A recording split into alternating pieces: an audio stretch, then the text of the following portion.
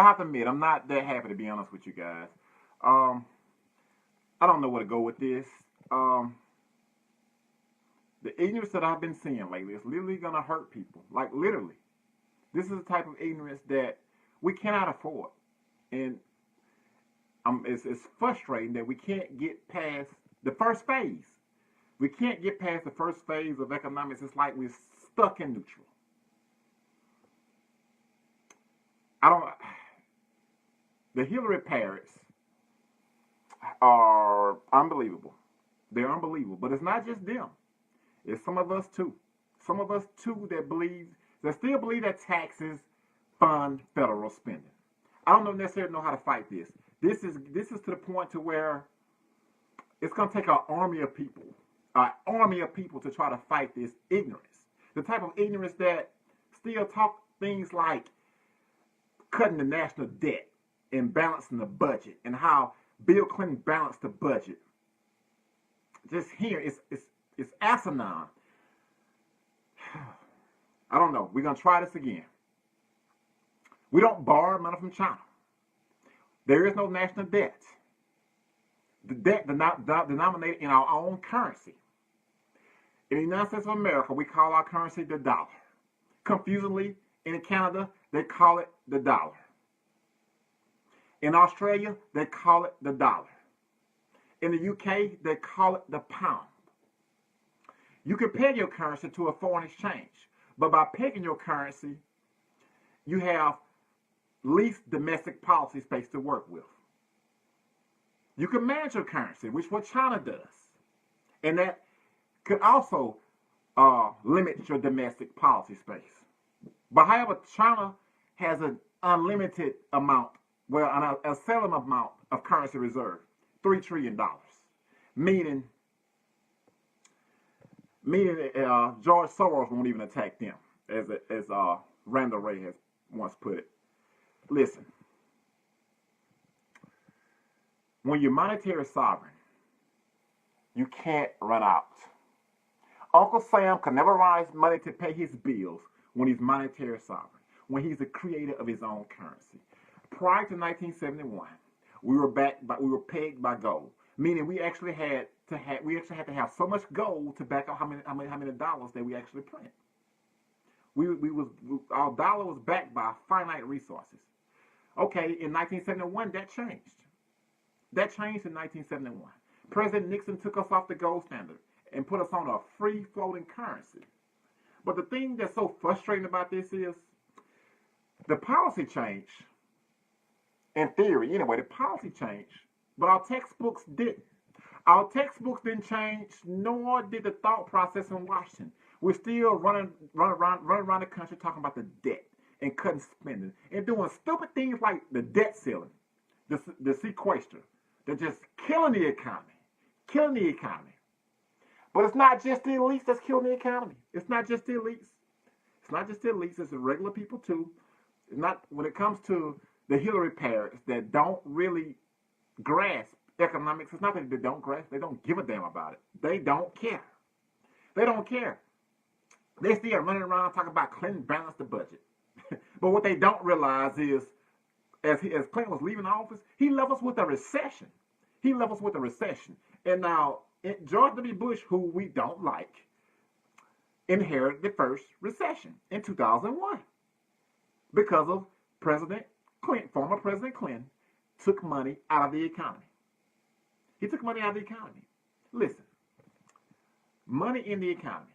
When the government spends money, a deficit in the government is like a private sector surplus. So when the government spends money, who gets money that they didn't actually spend? Us. Who got more money now? Us. But when you do the reverse, guess what happens? You take money out of the economy and you shrink it. That's what happens when it comes to that. A monetary sovereign nation that never needs to borrow its own currency either. China does not. We do not borrow money from China. Can you imagine us going up to China saying, "Hey, China, can we please get some U.S. dollars, please?" Can you imagine that? That is not what happens. China buys our bonds to stabilize their own currency. We sell our bonds to flush out the reserves to where the Federal Reserve can hit its interest rates. Period. That's what goes on. That's what happens. Now these people get out here and they ask for facts. They ask for data to back it up. And here at Real Progressives, we give it to them. But they come back with some other BS about, well, if it works, then why nobody else did this or that?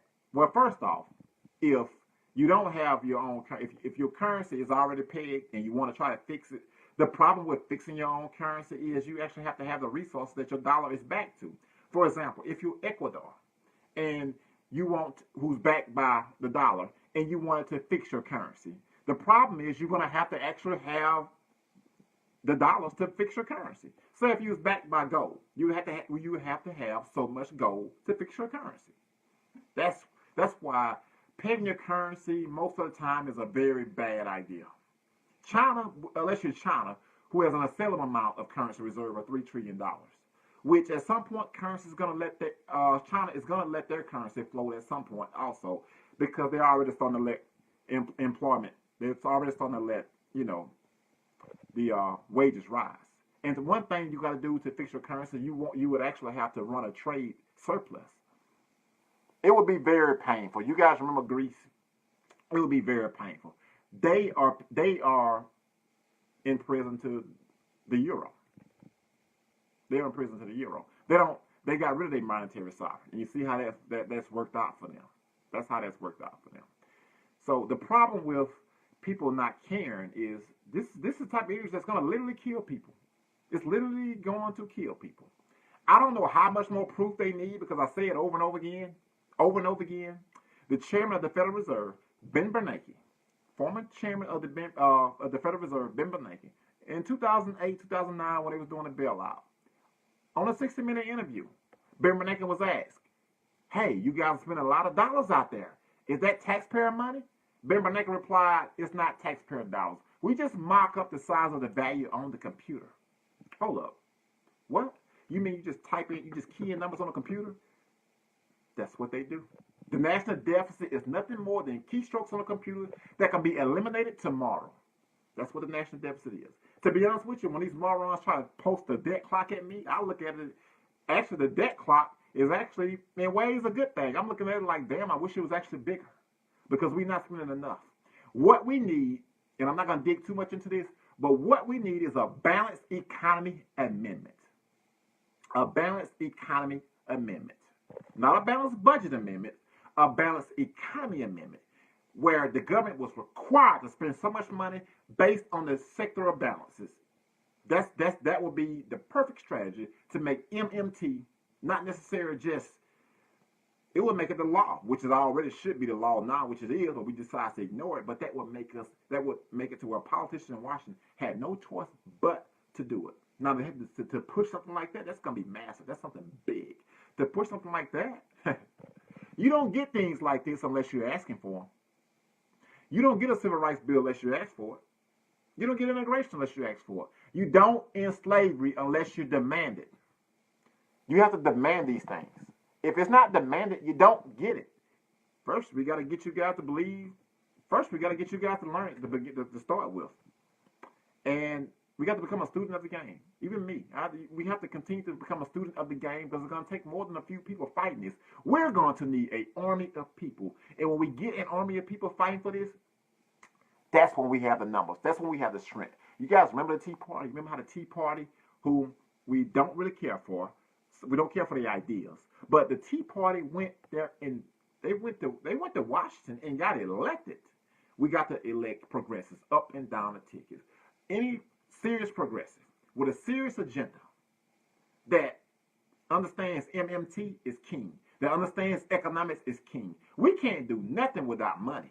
We can't do anything without getting this through, because all the policies that we're fighting for, if we don't fight for MMT to become mainstream, then guess what's going to happen? They're going to always tell you, well, we can't afford it. And I don't know about you guys, but I'm no longer interested in seeing people die from deadly diseases because we're saying that we can't afford it when we are monetary sovereign. We're no longer interested in them telling us we're broke when we know that the issue of our own currency. We're no longer interested in them telling us that we need to cut federal spending when we know that destroys the economy. We know this. We know these things. And it will be irresponsible for us to know these things and not follow through with them. It's irresponsible. We got to do the lifting, the heavy lifting, folks. It's going to take more than a few people. It's going to take more than a few people trying to fight this thing to get it through. It's not going to happen overnight, but it's damn sure it's not going to happen if we continue to sit on our hands. It's not going to happen if we sit on our hands. We can probably bring Republicans on board if they didn't think that their taxes have to be raised for these things. We don't have to raise taxes to pay for these things because federal spending don't come from taxes. The government spends so that we can pay taxes. Period. In the game of Monopoly, do you start paying taxes before the banker hands you out any money? No, because you don't have any money. I'm just frustrated about how many people don't give a damn. They don't care, and they don't think it's a big deal. But if we slip into another recession, and then when the debt hawks team up together and get ready to start cutting spending, it's going to be too late to stop them at that point. It's going to be too late. There are some people out here that want to literally destroy our economy. Listen, we already aren't spending enough. There are some people out there that want to literally gut the economy. Do you guys remember the debt ceiling? Do you guys remember the debt ceiling? You remember them stupid sequester cuts that followed? You remember that? Think about that. We are a nation that's monetary sovereign, and here we are arguing over the debt ceiling, arguing over dollars that we have on our that we print ourselves. And then there's some people, I don't know.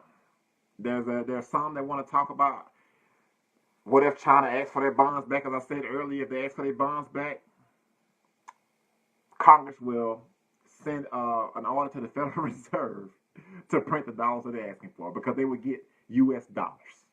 That's what the Federal Reserve does. It takes orders from Congress. You and I are going to have to put pressure on Congress. If we put pressure on Congress right now to pass a bill for $100 billion, it can be done tomorrow. That's how it works. That's how government works. Congress spends the money into existence. The Federal Reserve, monetary policy. Congress, fiscal policy. That's how it works. The Federal Reserve, monetary policy. Congress, fiscal policy. You got to get these debt hawks. These debt hawks will destroy our economy.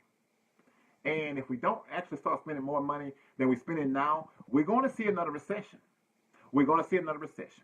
Each time that our deficits were too small, yes, our deficits can be too small, and they're too small now, regardless of what the talking heads and the pundits say on TV, and even some of the Hillary Paris out there, and some of the Trump people out there who thinks that we actually have a debt issue, a mountain debt problem. But each time our deficits were too small, where our GDP was below 3.1%, we ended up with a recession without exception. I don't know. It's not up for a debate. I mean, the facts are right there. Each time that our deficits were too small, we ended up with a recession without exception. But if we're going to continuously act like we're on the gold standard, we all might as well go home and watch football and just chill. I'm not even going to sit here and lie to you guys. Sometimes I wish I can unlearn what I know. Sometimes I wish I can go back to being a zombie like the Hillary Parrots and just do what CNN tells me to do. That'd be the easiest thing to do, is to just become a vote blue zombie like the Hillary Parrots and just do what the CNN tells me to do. Just do what the corporate media says. And when Hillary Clinton says I'm a progressive, I can get things done, just stand out there with a crowd with him and shake my head up and down and just become one of those type people. But I can't do that, though. I can't do that because I have to look at myself in the mirror in the morning. I can't do it. Unfortunately, I'm a person of principle. Unfortunately, I feel like now that I know these things, it's my duty, it's my job to continue learning and continuously try to share it with many people as I can. That's my obligation at this point now. I can't unlearn what I know. I can't go back to being a head-shaking crowd, which honestly, I never voted for Hillary Clinton. Didn't vote for her in 2008. To be honest with you, because I always like to keep it real with you guys, prior to this election, before I endorsed Senator Bernie Sanders, Didn't know who I wanted to vote for yet at the particular time, but something just inside of me just knew I didn't want to vote for Hillary Rodham Clinton. Um, I wasn't like outright just swinging like, you know, attacking her. It's just something I just knew just didn't sit well. My process then, my thoughts was I want someone who's going to go after the banks, who's going to go after Wall Street. That's what I want. That's what I want to see. And that's what I want. I want someone who's going to challenge the system, not someone who wants to just get along with it. That's how I seen Hillary Rodham Clinton. So honestly, and I have to admit to you guys, before I endorsed Senator Bernie Sanders, before I actually knew who I wanted to vote for at that particular time, I tried to get excited about voting for Hillary Rodham Clinton. I did. Then I just realized that, you know what? This is not something I want to do. Her policy, the reason I can't get excited about it because her policies don't reflect what I want to see. Her values aren't in line with mine. I don't want to go into another war. I mean, I don't want to see the nation go into another war. I don't have any kids yet, but a lot of other people do. I don't want no one's kids dying in her stupid wars. I'm just going to put it like that. The war in Iraq that she voted for, and people like say, oh, well, you know, George W. Bush lied to her. Senator Bernie Sanders was a senator of Vermont, right? What? Yeah. Or was he in Congress at the time? Either way it go, she had the same intelligence that Senator Bernie Sanders had, and he voted against it. This is about judgment. This is about judgment, folks. She's the only candidate in the race who I heard propose a no-fly zone. A no-fly zone. And I don't know if you guys caught on to this, but during the debate, the last debate, she admitted to herself that President Obama had reservations about a fly zone in Syria because he feared that a no-fly zone would lead to a war. Yet, she still wants to do it anyway. So it's an issue of she can't wait to get us into another war. She can't wait. Listen, I was on record. I know a lot of other real progressives have been on record. I would much rather fight Trump for 4 years than to deal with a warmonger. Because one, her supporters who scares me, the Hillary parrots who scares me, would do everything they can to fight Trump, to take it to the streets. They would take it to the streets with you and I. That we can count on. We can probably even bet money on it. And they also will make excuses of why Hillary Rodham Clinton wants to take us to war. That we can count on. That we can definitely bet money on. They don't think for themselves. I don't want to sound harsh, but I don't know any other way to put it. That's the situation we're dealing with. We're in a situation now that we think that by voting for Hillary, we're stopping Trump. But they don't realize the next election cycle, the establishment is going to say, okay, cool. Let's run another person who's crazy as Trump and another neoliberal. And then we're just scared of people to vote for this neoliberal again. And all those little issues they talk about universal health care, they'll put those off for right now because they're going to be more focused on fighting against this other person that we put up who's, you know, this other person who's going to scare them. And then the next election cycle, they're going to put up another crazy person and then another neoliberal who's going to represent them, more them than they will us.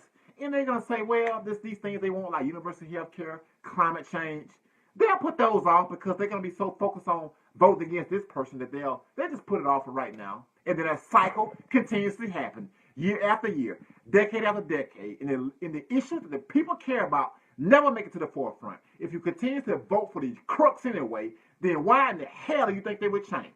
Why would they change? If Hillary Rodham Clinton knows she has our votes anyway, why is she going to do anything on climate change when the fossil fuel industry just wrote her a $20 million check when she knows she has our vote anyway? You think she's going to alienate them? Do you think she's going to alienate them?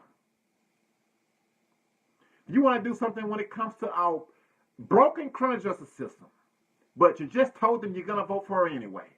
Do you really think she's going to alienate the private prison industry who pays her campaign donations, who has in the past, and she has took money from them? She like to say she stopped now, but, you know, they're still in her back pockets. But do you really think she's going to alienate them? Really? She's not going to alienate them. She's not. You want to break up the big banks? Guess who's behind closed doors with those nervous donors, reassuring them she's really not going to break up the big banks. She has your vote anyway.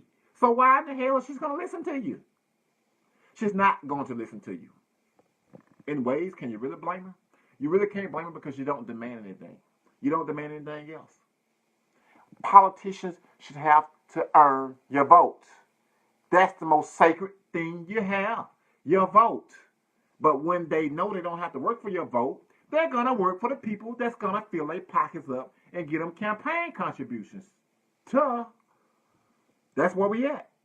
So, it ain't no mistake these two are working together. So, vote for Hillary Clinton. She's going to look out for Donald Trump. Donald Trump is not stupid. Donald Trump is not out here saying asinine things. Donald Trump is doing what he's been instructed to do. Period. You guys can look at me sideways and crazy if you want to, but Donald Trump is doing what he's instructed to do. We said this over and over and over again. I don't know why people don't get it. Donald Trump is in a race to elevate the most worst corrupt candidate to ever run for office. That's why he's in this race. You've seen the emails where they talked about elevating Donald Trump. You've seen the emails. But yet we still just act like we don't care. We don't care. What makes Hillary Clinton dangerous isn't just that she's dangerous. It's because her supporters don't care how corrupt she is. That's what makes her dangerous.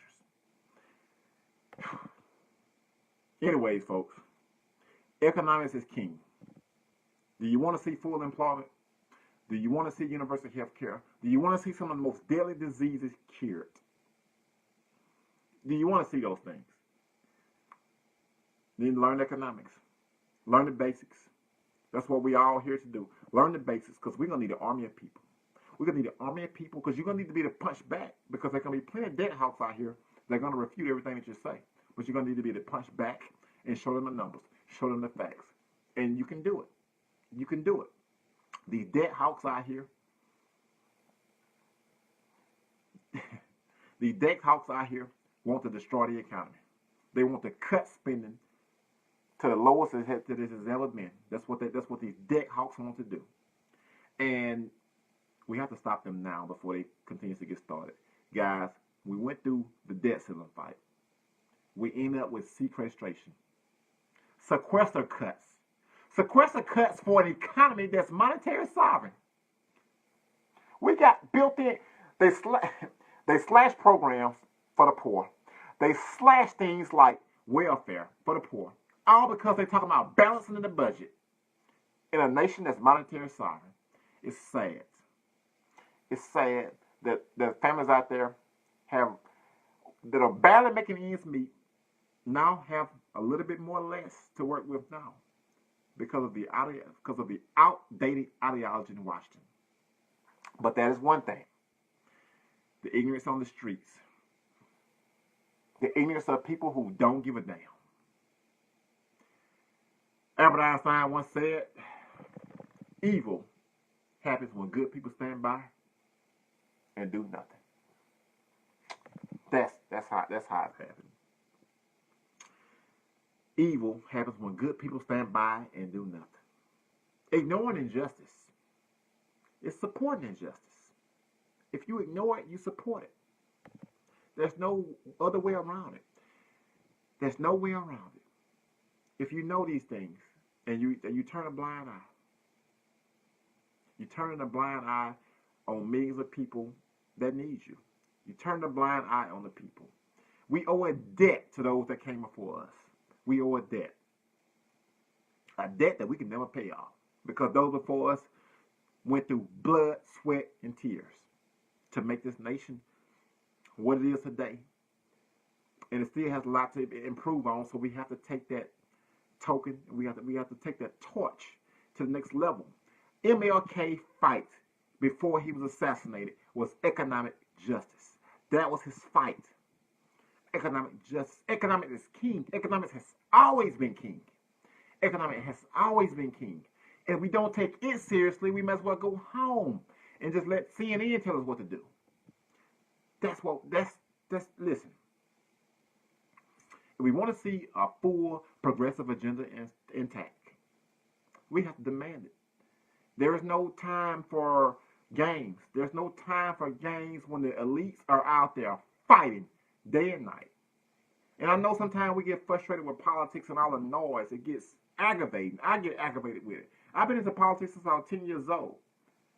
But even I sometimes have to take a step back. But we can never get too tired to make our lives better when the elites are going to do everything in their power to get richer and make their lives better at the expense of all of us, you and I. And make no mistake about it. I'm not completely against capitalism at all. I believe in making money. I believe in being rich. Hell, I want to be rich. I know you guys out there want to be rich. We all want to be rich. So let's make no mistake about it. We're not against capitalism. But too much capitalism is bad for the economy. You need a balance of socialism and capitalism together. We need a balance. We need a competitive balance. And we need a balanced budget economy to where we require the government to spend so many dollars based on the percentages of whatever our sector balances are. We do that, we change the world without exception. Period. We change the world, cure some of the most deadly diseases, cancel the student debt the same way we cancel debt for the crooks on Wall Street. We cancel debt the same way we cancel debt for the crooks on Wall Street. You know what else we do too? You know what else we do? Universal health care. That's our main goal, right? Universal health care. If we're serious about universal health care, the first question that Mitch McConnell and Paul Ryan is going to come up with, well, how are you going to pay for it? That's going to be that question. We got to be ready to punch back. The debt hawks, the Ron Pauls, they want to cut spending to the bone. They want to cut spending dry. Listen, don't think that they won't try to have another debt ceiling fight. We should get rid of the debt ceiling altogether. I'm so sick and tired of us restraining the United States of America when we're not even revenue constrained. That's the part that's aggravating. We're not revenue constrained, but they choose to put restraints on our government. They choose to. Either they're misguided or they're lying. Some of them misguided, some of them lying. Probably a combination of both. But one thing is for sure. If we want to see this full agenda intact, we got to be serious about these things. I can't tell you how aggravated I am with seeing how many people don't care. People saying things like, oh, well, nobody else tried this and this and that. This is what they do out here. They making it seem as if this is my idea. I wasn't born in 1971. Really? It's not my idea. I wasn't nowhere around when Nixon took us off the gold standard. That's a fact. We are monetary sovereign. I was nowhere around then. Do the research. We post the links, but you guys, I don't know. They ask for the links and then you give them to them, and then they come up with some other nonsense. Once they have no other rebuttal, instead of just saying, you know what, I just learned something new. I don't know everything. I don't know everything about economics. I'm always willing to know things. We can't listen. When we think we know everything, we're never going to be able to get better. We're never going to be able to get better because you don't think you need an improvement. I believe in seeing the glass as half full, not half empty. Optimistic point of view. There's always hope on the other side. Hope is what's got us here. Hope is what got a civil rights bill passed. Hope is what ended slavery. Hope is what put a man on the moon. Hope is what organized millions of us, you and I, real progressive, to fight for the values that we believe in our hearts. Hope is what sent us there. That's what got us here. And we're going to keep going. We're going to keep pushing. We're going to show them that we're going to do what they said couldn't be done. Because we know what can be done when millions of voices scream for change.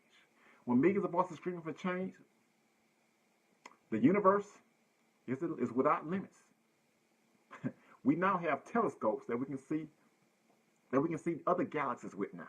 So there's nothing that we can't achieve when we stick together. When we stick together, we prove that we are still capable, that we are a people capable of doing big things. That's what we do. That's what we do. I'm Kendall Sullivan. I'm going to leave it there.